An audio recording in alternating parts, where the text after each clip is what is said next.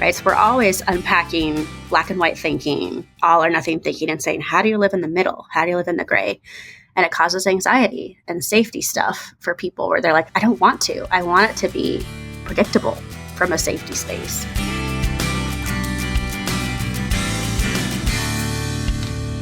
Welcome to the Healthy Love and Money podcast. If you find money to be the number 1, 2, or even third largest source of stress in your relationship, then you're in the right place. Going beyond how to budget, invest, and do your taxes, we're going to explore financial intimacy. Discover how to talk with your partner about your shared financial life. Let's take the awkward and painful out of money conversations. Join me and hit follow to listen to weekly inspiring, healing, and motivating interviews with financial therapists, couples therapists, and financial planners, and so many more. Let's go on the journey of financial intimacy together. Hi, everyone, and welcome to another episode of the Healthy Love and Money podcast. Today, I have Khara Croswaite Brindle with me, and she is quickly becoming one of my favorite people in the field of financial therapy. She has so much incredible work that she's producing to help people that are practicing financial therapy, and that's why I wanted to have her on the podcast today. Is people that have been listening for a while know that financial therapy exists. It's really an emerging profession, and it's going through major growth and development and interest. That's probably partly why you listen to this podcast. You get to hear from a lot of therapists. You get to hear from financial planners.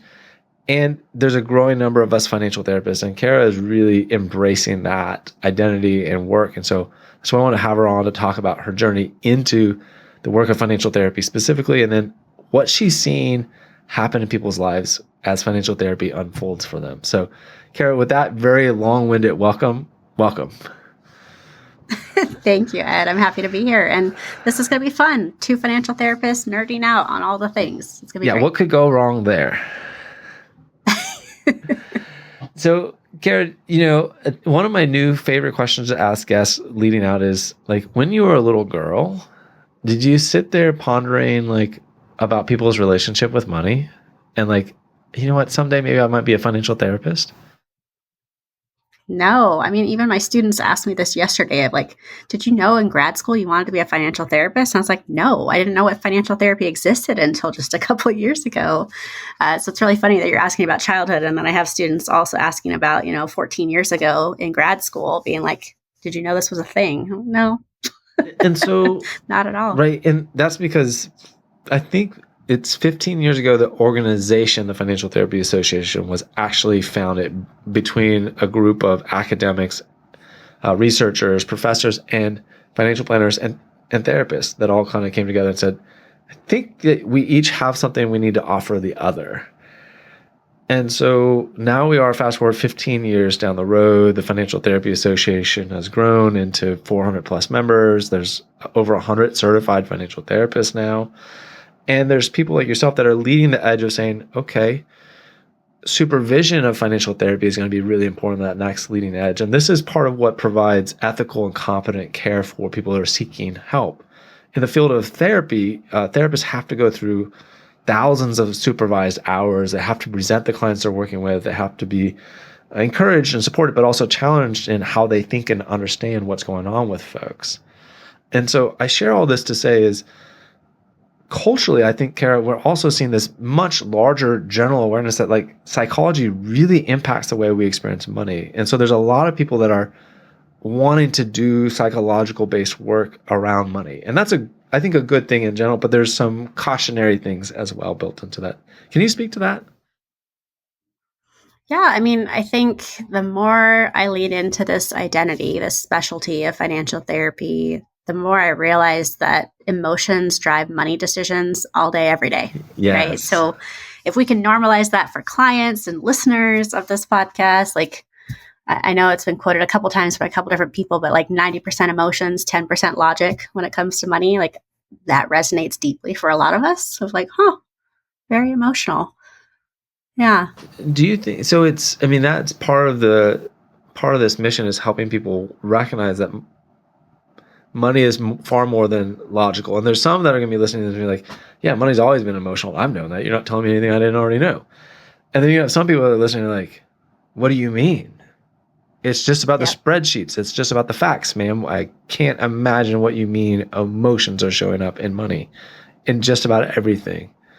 So for those that are on the skeptical, challenging side of the conversation, we welcome you. We want you here.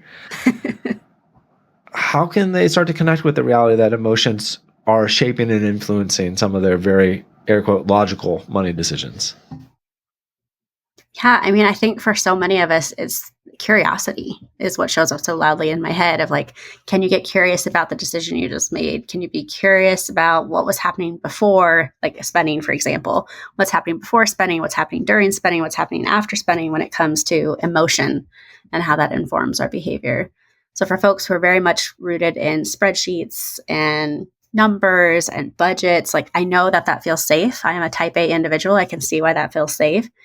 And yet there's probably still something emotional about what feels expensive, what feels like enough, what feels like a budget. So like I think getting curious about some of that is the first step. So would it be like I'm logging into and I have to shift my language from Mint to Monarch Money? I'm using Monarch Money now. Yeah. There's YNAB, whatever you use to track your money, but it's that like I'm the number crunching one. I like my Monarch Money. I like to see where it's all going and it's organized, and I have my budget tracker, and I've got $1,000 a month for my groceries, and okay, I've spent $800 and it's the last day of the month, so I've got $200 left. I mean, I'm saying it with excitement, but like, which is an emotional response, right? There's excitement. Oh, I have $200 left at the end of the month for my groceries. Yep. So it's not just that I'm logically like $200 left a month for groceries. It would be a very cold and detached individual, and that would be a different mental health issue if you had no experience of emotion, right? I mean, I'm saying it jokingly, but like sincerely, there are some people that are truly disconnected from their emotion. But there's gradations of emotional awareness.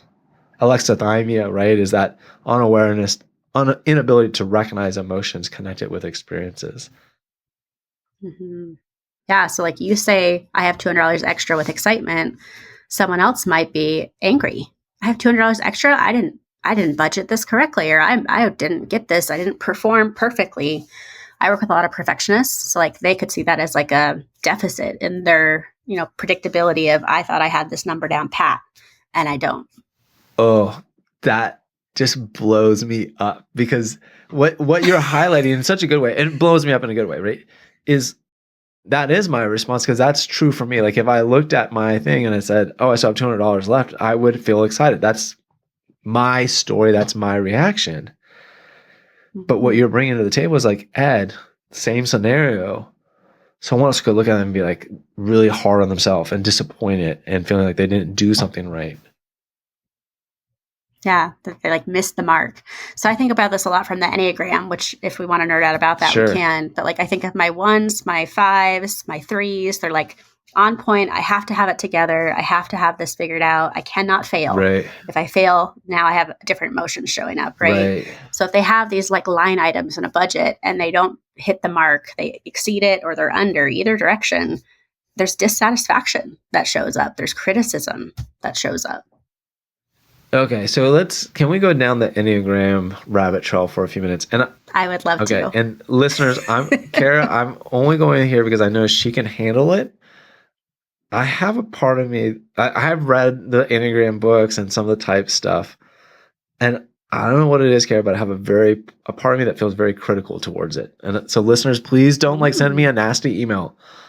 I'm wanting to work out and figure out how to embrace and understand the Enneagram. And part of my bigger context is I love attachment theory. And I've fallen really in love with looking at people through the lens of attachment theory.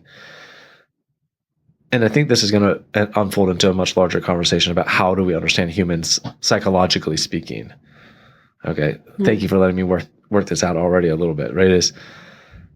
Okay. I think Khara is already doing her therapy ninja stuff on me. If you listeners, you can't tell. She's just, you may not see her face right now, but she's just listening. She's like, okay, let me see where he goes. Okay. All right. I don't need to respond. I don't need to be reactive. I just need to see and let him go. And I'm working myself through what's going on. And, I've done gazillions of hours of personal therapy, so I can kind of walk myself through this where people have had to help me do this for a long time. Okay, listeners, thank you for bearing with me. So I have a part of me that's very black and white and wants things to be good or bad. And this is the lens. This is the way to see people. And it makes me angry when other people say, but this is a great way to see people. And I'm like, no, it's not. It's this way. This is the way. And okay, so now we can use Enneagram to explain why I have that response. Right. It's like, I've already typecast you of what your Enneagram type is. No, but like, I mean, from the lens of like safety, right? Like for you and for a lot of like, let's just say financial professionals, like to have it be black and white is how you do your job well. It's either this or this. Right. And then the therapy side of us is how do you live in the gray, right? So we're always unpacking black and white thinking, all or nothing thinking, and saying, how do you live in the middle? How do you live in the gray? And it causes anxiety and safety stuff for people where they're like, I don't want to. I want it to be predictable from a safety space. Gosh, there's just so much I could say about that. But yeah, that's what's coming up of like when people want it to be all or nothing or this or that, life doesn't work that way, even though we all crave that. As a former workaholic, I crave that. As a current perfectionist, I still crave that. But I feel like the Enneagram brings up awareness of our edges. And I know you said that word earlier of like, we have a growth edge in financial therapy. This is a growth edge as a person. How do we relate to ourselves? How do we relate to others? How do we relate to money? Yeah. And I think, in my more reflective stance, what I believe to be true is like the Enneagram, the DISC, the Myers-Briggs type, you pick the psychological framework or lens, attachment theory. They are lenses for explaining and trying to understand humans, but none of them perfectly explain humans.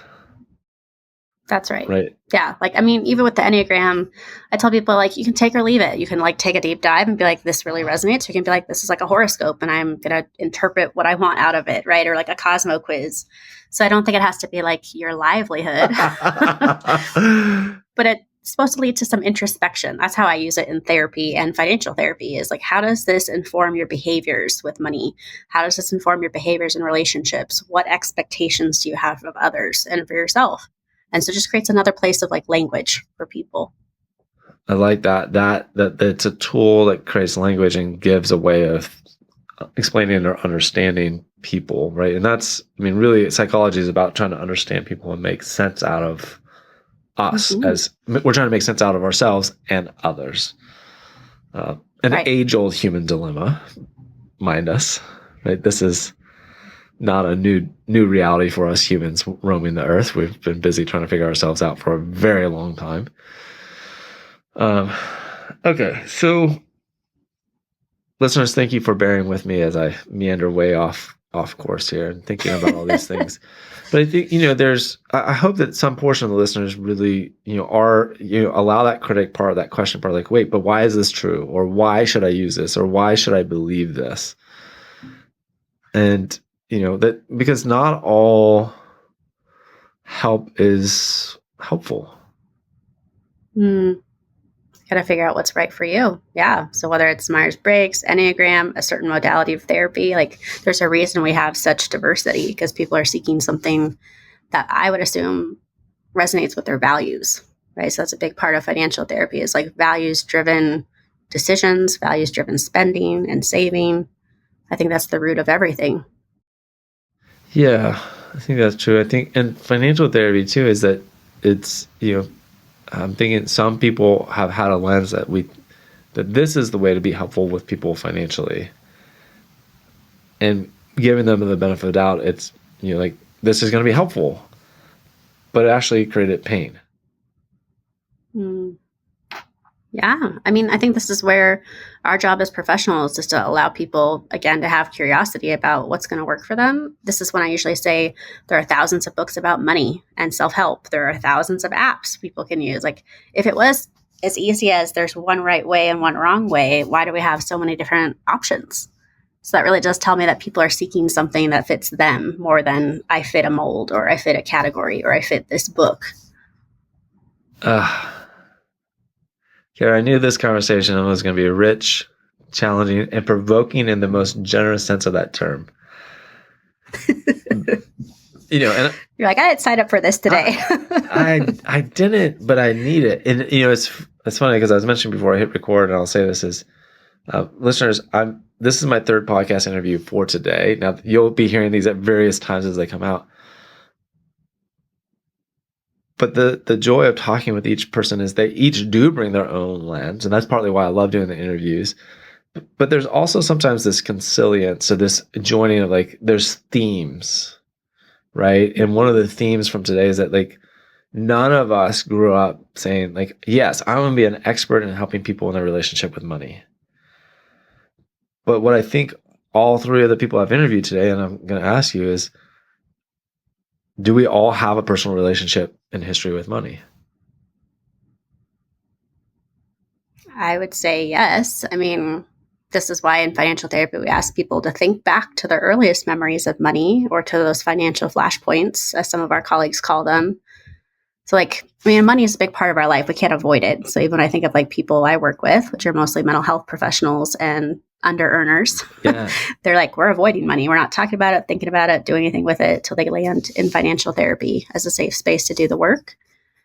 And they're like, it informs every decision I make of what I want to eat today, what I want to get at the grocery store, what kind of job I want to pursue or career. All of it. It does all the way. Yeah. I think, and it's one of the things I want to pick up on is avoiding talking about money is a way of relating to money. Avoiding thinking about it is a way of relating to it. So we can kind of think that like by avoiding the topic of money that we are like separating from ourselves. But when you give them that space to be reflective, you start to realize, oh yeah, actually this is a way of relating it. And kind of a funny anecdote is, I was thinking about like the reality of money shaped my beer buying decisions this weekend. Right? Like I was out with my family and we were going to one of the local burger bars, and it's a beautiful day. It's like, hey, let's have a beer before the day winds down. And I'm looking at the beer list and it's like $6, $6, $9, $7, $6 or something, And I was like, the $9 one looks really interesting. But I was like, it's $3 more. So I asked the bartender, like, what's more special about this one that is so much more than all these other ones? And he gave me whatever answer, and it didn't impress me. So I ended up going with the $6 beer instead. And but it's, I'm fortunate to be at the point in my life where like $3 more for a beer isn't going to make a huge dent. But like in that very short process, there was so many of my own values showing up, so many of my own decision making about what's right, what's appropriate. And some people would be like, oh, well, okay, anyways, let's go ahead and get the $9 beer. But I was like, he couldn't convey that there was enough value for me to spend $3 more on this beer. And on we go, right? And so there's so many daily decisions where we're making these trade-off decisions where we hardly even notice them. Yeah, I mean, they've become so like under the surface and like natural. So even as you say that, I think of if there was like a social experiment where they set up a table in like a common walking area where people are passing by a lot of the time, and they like put 2 cups of, let's say, wine, because we're just on this like alcohol train right now. So like wine, and they're like, this one costs $6 and this one costs $40. And they said, which one tastes better? Oh. And what they kept hearing, because people knew the price, is they assumed the more expensive $40 per bottle would taste better. Right. So they weren't actually informed by their taste buds. They were informed by price. Yes. Which is right back to this psychology of money you're talking about. Of like, it influences everything in our life, of what I'm willing to spend on this meal out versus what I want to spend at the grocery store on chips. And, like all those things come into play all the time. And people are, if they're not curious about that, it just is like routine. They don't even question it. So can I pull back the curtain on something, just as we're going to talk about consumption of one particular type of service, talking about therapists, right? And let's to level the playing field. Let's just say all master's levels therapists, right? Okay. We have, there's all kinds of arguments, doctorate level versus masters, but who cares? Like, what's the hourly rate dispersion between all mental health professionals? What do you think? Like, just ballpark, what do you think it is? Yeah, I mean, there's a company called Herd that just put out a financial report on private practice therapists and had like nine states represented. So not a huge sample. Yeah. About 2,000 therapists participated. And the average rate was $157 across the board. Okay. But as we look at like East Coast and West Coast and like urban areas versus rural areas, that number changes. But yeah, I think you're getting to something of like, what's the quality of the work we're going to get based on price? Or do I make assumptions that this therapist worth this much is going to be better or worse? Right. We use price as a proxy of value, but what we don't actually know is like that person that's charging $300 an hour, have they actually gone on and done lots of extra continuing education and experience? Do they get better outcomes for their clients than the person who's charging $175 an hour? We have no way of knowing. And my experience would say that sometimes the price does not equal the value and quality of the therapist. That's right. And this is just one very small slice of much larger financial decision making. Yeah. Professional services, like, yeah. I mean, I work with therapists. That's my most of my clients are therapists doing their own financial therapy work. And we talk a lot about like setting your rates. And we look at things like, what does your client need as a price point? Where do you live? What's the market? So I try to anchor it in these different like boxes on this worksheet I created of like, who are you and what makes you unique? Like in a lineup of 12 therapists, why would they choose you? And sometimes it boils down to, like you named, effectiveness, rapport, personality, things that aren't measured by a number of like, why'd I choose you? Not just your specialties in education, but something about you is why I wanted to work with you. So as we think about, the folks that are listening that are saying, I need help with financial therapy. I think financial therapy could help me. What do you describe about what's so helpful about the experience of going through financial therapy? Yeah, I mean, when I do discovery calls with people, most of the time they're like, I've never heard of this. What is it? Right. And all of us have a different spiel we go into. But mine that seems to work really well for both my students and my clients is to think about 3 buckets of what the work we do. So I talk about bucket number 1 is money healing, which is like, we're going to go into your past. We're going to look at your beliefs about money, your scripts. We're going to look at your family stuff with money, your first memories of money. And as a mental health therapist, I love living in that bucket. Like that is where I love to be. Like give me that all day, every day. Yeah. And I ask them if they're willing to start there because it has this domino effect on the second 2 buckets. Okay. So oftentimes people have done enough mental health work that they're like, yep, I'm willing to go there. But if they're not, how do we get them to a place where that feels safe? Is to start with money healing. So what's the next 2 buckets then? Second bucket is money present, which I call practices. So also known as like strategies, right? So a lot of people will come into financial therapy, in my experience, having tried a lot of things there. They've used an app, they've tried a coach, they've used a program, maybe they've worked with another professional. Right. But there's something that's in the way. Yeah. Like usually there's a block or a mindset shift that needs to happen. Right. And so like all those things would be effective if they almost like got out of their own way, which is why they need to come in and do the money healing. So once we like clear some of that out, we naturally move into money practices as the present, and then we move to money freedom, which is the future. So past, present, future buckets for them. What are we moving towards from here now that you have a different, hopefully healthier relationship with money? I think that framework really probably helps alleviate a lot of the anxiety about financial anxiety and therapy in general, right? I think therapists have gotten a bad rap for being only past oriented. And like, we're going to somehow hold you to living in the past, and that's the only thing that we need to focus on.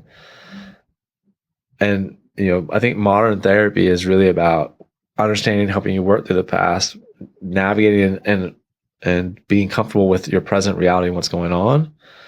And where it seems like more therapy, and this is where the coaching is really on that leading it, like is more equipped, is who do you want to be? Who are you trying to become?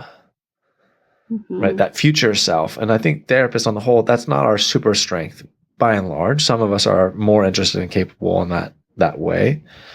But this is, I think that's part of for me, the message as I'm working through this with you is I wish that I would have known about financial therapy at the beginning of my journey, because it's kind of the last thing that came in my lineup. Like I started on the money practices side, right? Like, sell all the books about personal finance and how to manage your cash flow and start with investing, and met with an investment professional. And I got the ball rolling, and there's value certainly in having gone through that. And then there's all the books about like, who do you want to become and how do you become successful and how do you build wealth? And like, oh, I want to go that direction and I want to do those things. But as I was trying to do them, I was like, I'm not making any progress in this. Like, I understand what I need to do to grow a business, but I can't figure it out. And so then I end up in the world of therapy, realizing like, Yeah. oh, I have all these insecurities and painful past experiences that are blocking me from feeling enough self-confidence to continue to execute on my present reality and live into this person that I'm becoming. And the more I focus on the becoming before the healing, is like building a house on sand. The imposter syndrome, right, was really showing up more and more. And it would take out or wipe out any forward progress I'm making. It was, the 1 step forward, 2 steps back kind of phenomenon that that's what's happening. Let my story also be a story of like, okay, so you got to spend some time going backwards, and it will be uncomfortable. Like, I don't know any other way around it. Working through your past shit is just not fun or easy. I mean, this is why they call them growing pains, because they're painful, right? Of like, you gotta like do the work. And so obviously financial therapists, hopefully create this like safe space to do that work. Cause like no one else, I mean, I don't think people in like our personal life are like, yeah, tell me your most painful trauma about money. Like that's not really coming up in like everyday conversation. Yeah.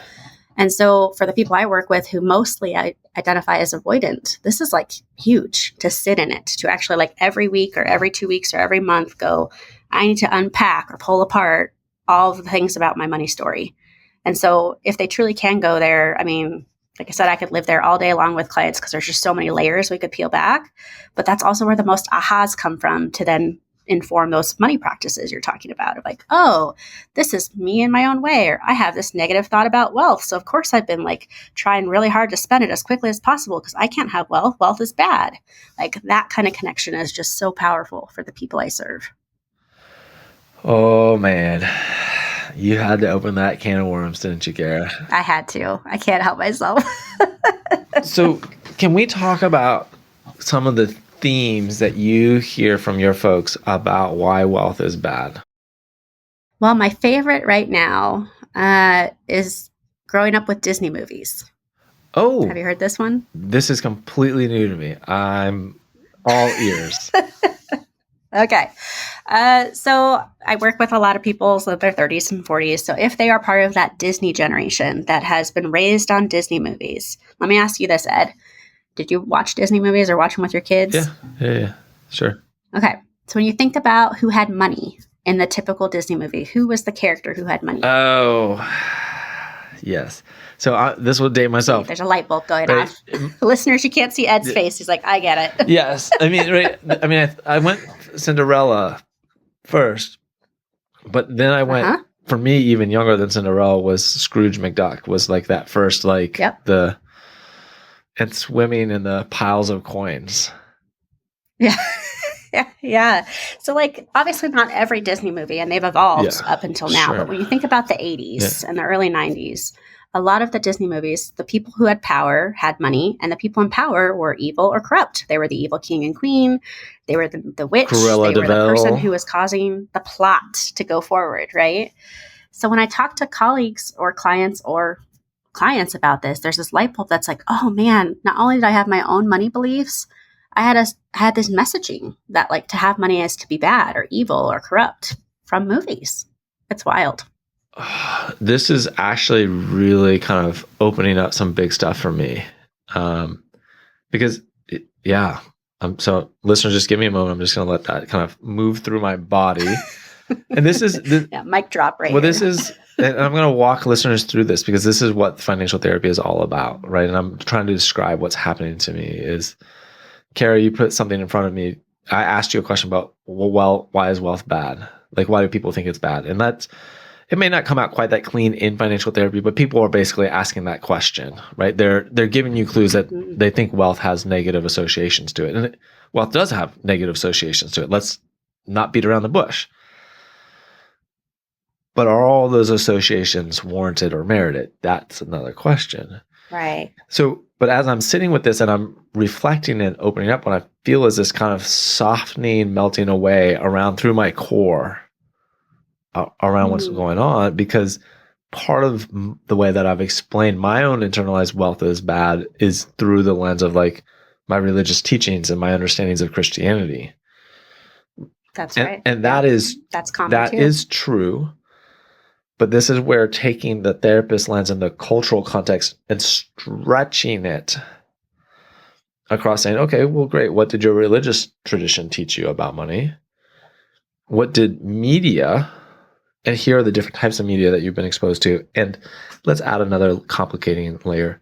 Your developmental milestones that you are watching these things, so your ability to make sense out of why all the dominant characters are evil rich people. Yeah. Right? Like you can't challenge that in your mind as a 7-year-old. You just know Cruella de Vil is an evil woman. Yeah, who's chasing money and seems very driven by it, right? So when you pair that with internal beliefs or family beliefs of like you have to work hard for your money, or money is not easy to come by, or any of the other 200 beliefs we might have. Wait, did you say it's another layer? 200? Yeah. So Rick Kaler, our good financial therapist colleague, is like 50 to 200 money beliefs. The average person has 50 to 200 of them. So it's not all corrupt and evil. Right. Some of those beliefs are like money is opportunity and happiness. So for listeners, there's a whole spectrum here of beliefs to start to notice in yourself with all the things you do with money. Sorry to take you off that line, thinking where you're going. No worries. But I think, can I take the line where it just opened up though, is right. So what we've just been playing on is like the negative associations with wealth, and where do we take those on, and how my word is leads to even bodily constriction. So this is below the emotion level. This is nervous system level stuff. So like, we were talking about every financial decision is informed by emotion. And what I'm starting to appreciate is every emotion is informed by the state of your nervous system. And because your nervous system is more binary, safe, not safe. The neuroception of safety, fight or flight. I don't have time. Have time to think about whether this tiger is going to eat me or not. I just need to make a decision and go. And I don't even have time to go through all those words. Anyhow, coming back up, what I think you're saying is we have 50 to 200 different financial beliefs, and some portion of them are about wealth, and some portion of them are negative associations, and some portion of them are positive associations. So the bucket's getting smaller and smaller. Like we have beliefs about all kinds of different aspects of money, but one part of that is, what do we believe about wealth? Which, of course, then we have beliefs about poverty and beliefs about everything else in between. That's right. Mm-hmm. And this is... So yeah, sometimes I have people map this out on a spectrum. So they have that like positive end and that negative end, and say like, what are we noticing about the beliefs you've cataloged? Like, do you have more on the positive end? My clients tend to have more on the negative end. And is that the work we're doing in money healing, is to bring them to neutral? Do they have zero in the neutral middle ground, where it's like, I don't have any neutral beliefs about money? That's something I want to work towards. Oh, that can be part of the work too. Can you give us an example of what a neutral wealth belief might be? Yeah, there are actually two that I use pretty commonly with people. The first is money is a tool. Okay. Money is a tool. Yeah. So notice how that shows up in that somatic experiencing of your body. Well, because where my brain goes is it adds a few words after that, right? And it's a tool of exploitation. And it's a tool of power. It's a tool of control. Yeah. Right? So it doesn't stay neutral for me. It goes to that harder, less desirable side of that like negative edge. Yeah. Right. Mm-hmm. So can people get to a place where literally it's money as a tool, period, without the extra stuff? That would be a goal of financial therapy, is when can I embody that and believe that is my truth? The other one is money is transactional. Notice how that one feels. Money is transactional. Well, I really don't like that one. You don't like that one? that feels very cold. That's the word that I'm like... Dehumanizing. So So with that, though, if I work with mostly anxious, avoidant people with money, transactional is a breath of fresh air. I've taken the emotion out of my money story. My money is not controlling me at all. Money is truly transactional and like A to B, put money in, money goes out. So we're closer to this like money flow image that people are maybe wanting, depending on who I'm serving. Okay. So I want to pick up on something you just said because I felt a little confused, but I also want to make sure that I'm understanding. So walk us through attachment styles because earlier I was talking about how much I love attachment theory. And I think you were just talking about attachment styles and how different attachment styles can relate to this money is transactional. Not necessarily the styles as much as the word avoidant or anxious, right? So whether it's attachment style or the emotion they associate with money, if they are driven mostly from a life of feeling anxious or avoidant about money, and we're trying to move them to neutral, is the statement money is transactional feel less emotionally charged. Oftentimes they're like, I feel like money's controlling me and I want to feel in control of my money. So transactional will be closer to that for some of those folks. Oh, I think I'm understanding what you're saying. Yeah. So it's really just a transformation of these money beliefs. If I have mostly negative money beliefs about wealth or having to work hard or that money is power and corrupt and all those things, what would my neutral voice sound like? What would I say if I felt like I was truly neutral about money?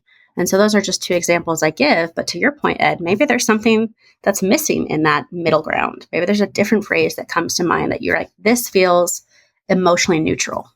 Because that's what we're usually aiming for. Well, and I think like just the concept of emotional neutrality is probably a huge step for a lot of folks.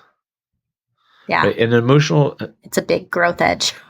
And if I want to be clear as we're talking about this, emotional neutrality is not the avoidance of emotion, and but it's also not the overwhelmed, crashing waves of emotion.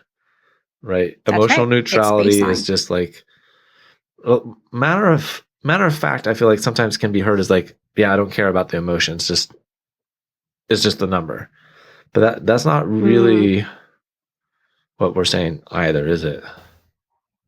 Not at all. And I'm glad you unpacked that with me here because I think for a lot of people, it's like the middle ground. So like when you think of highs and lows, anxiety and depression on this like wave image, right? Of like the high is anxiety, the low is depression. In mental health, we talk about the line that bisects that as baseline. Right. So like baseline functioning when like there's no stimulus coming in, there's nothing making me go to fight or flight or go to avoidance. Like what is my neutral like landing? Think of like idling a car, if that helps. Like when am I just idling with no information changing how I feel?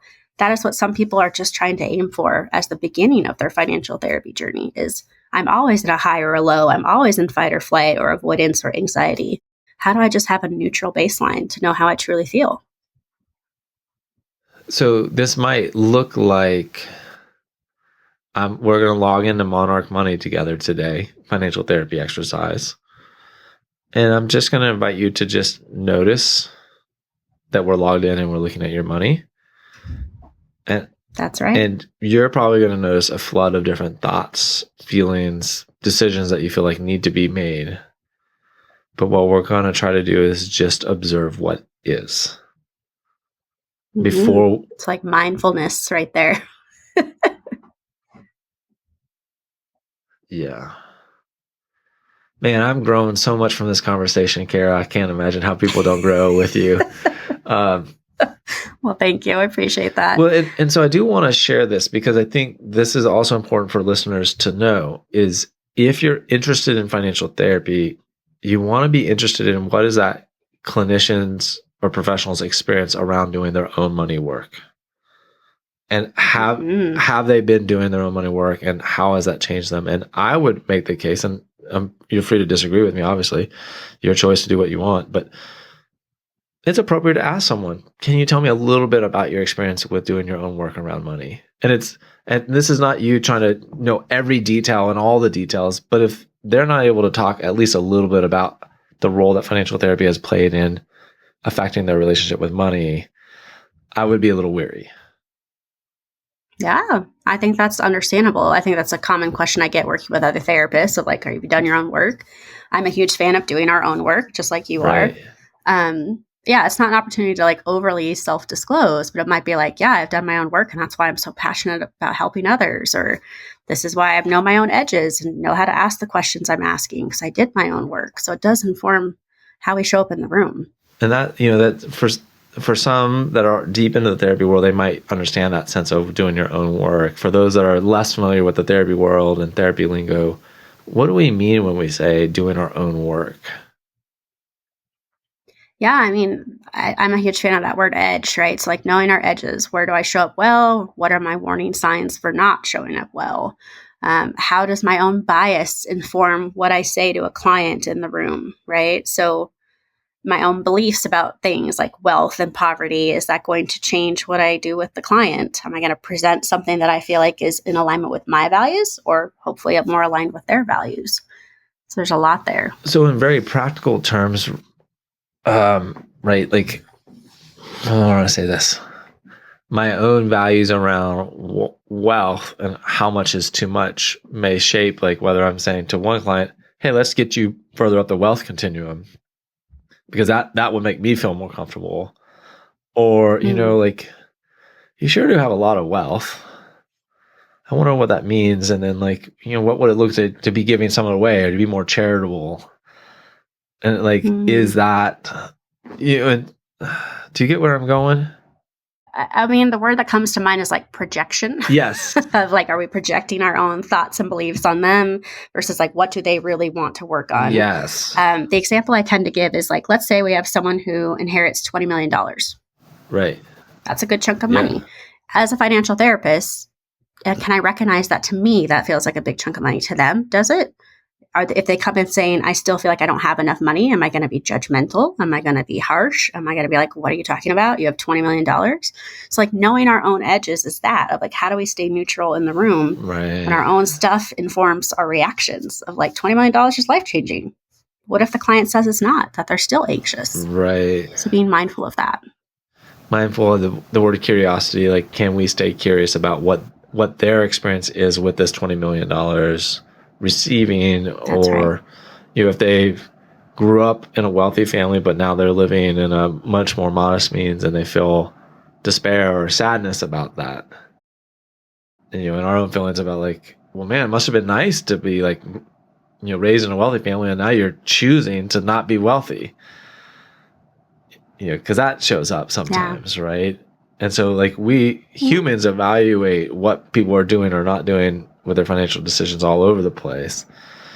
And part of the gift of financial therapy is a space of non-judgment and curiosity. Right. And we're still human too. You said that of like, we will have our reactions, but this might be when we need to go back and do more of our own work or have supervision or something. That might be when that shows up.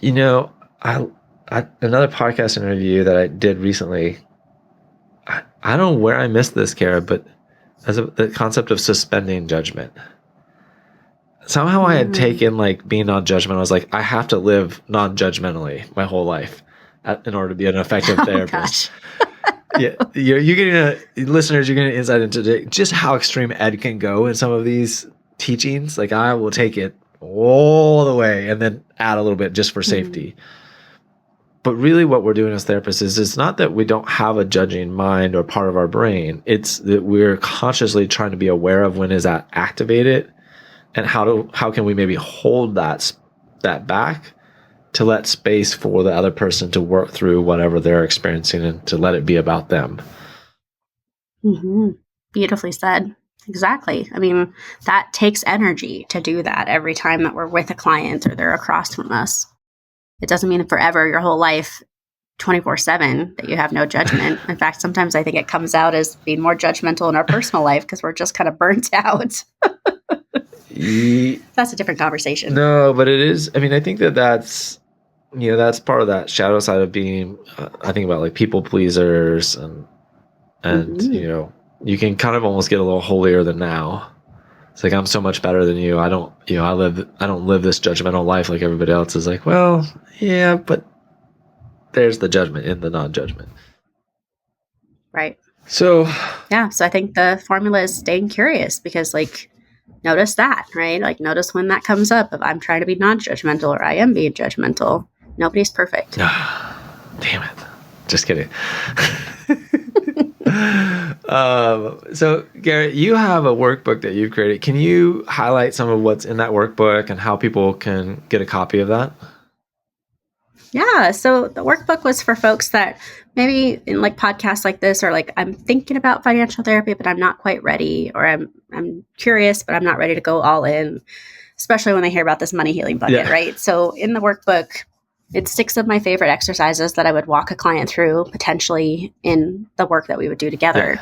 So they're kind of getting, I call it the financial therapy at your fingertips, because like you get to do this work without the professional engaging you. But some of the exercises are in that money healing bucket, some are in money practices, and then it kind of leaves it open-ended of what are you moving towards from here? Are you coming into financial therapy, engaging a financial professional, going back to mental health work, whatever that looks like for you. So that workbook was really inspired by the folks who came into discovery calls saying, this is amazing, and I'm a little overwhelmed. So I just need to like wait a little bit, or maybe the avoidance was showing up depending on the person. So that workbook is on my website. And you can basically find it on Google, but it's just a little digital workbook for people who are like, let me see if I like doing this work. So I do envision people using it on their own or with their mental health provider if that person is comfortable, a financial coach, a financial professional, it just depends on who they have in their corner. I love that it doesn't have to be a financial therapist. That would be one place. I mean, certainly they're welcome to reach out to you. Mm-hmm. Yeah. I mean, obviously I've named to all your listeners, I love working with under-earners and therapists mostly now these days, but I do make the exception for the occasional creative and small business owner because I love them too. Yes. They are wonderful people. I have quite a number of them in my practice as well. I am one. So, Kara, I am so glad that our paths have crossed professionally and personally. And if we think about like one parting piece of advice or guidance, wisdom, what is it that you'd like to offer? I would say start tracking those money beliefs. Maybe you write them down, maybe you journal them, maybe you just own them and say them out loud of like, oh, I just noticed this thought about groceries. Oh, I noticed this thought about holidays, whatever it is. But just starting to like mentally catalog those beliefs will absolutely inform and enlighten people on their behaviors. So I think that is a very rich starting place. Oh, yes. And be gentle with yourself as you start to realize and you tick up towards 50 and then you realize, oh, but there's 51, 52, 53. and right. Fully expect that you're going to find some contradictory money beliefs that seem absolutely completely opposite. Both can't be true at the same time. But yet they are because they're beliefs. And that power of the gray, live in the gray, right? Of like, both, yes, and this and that this can be true. That paradox. Oh. Yeah, this has been so great. Thank you for joining me. Thank you. I invite you now to stop for 5 or 10 minutes and reflect on what you just heard. Maybe even journal about it. Give yourself the time to consider what you just heard and what it means to you. By giving yourself the time to reflect and integrate what you just heard, it will help you along your journey of learning, healing, and growing towards financial intimacy in your life. Please like and follow this podcast and share with someone that would benefit from being on the journey of financial intimacy. Wishing you healthy love and money, Ed.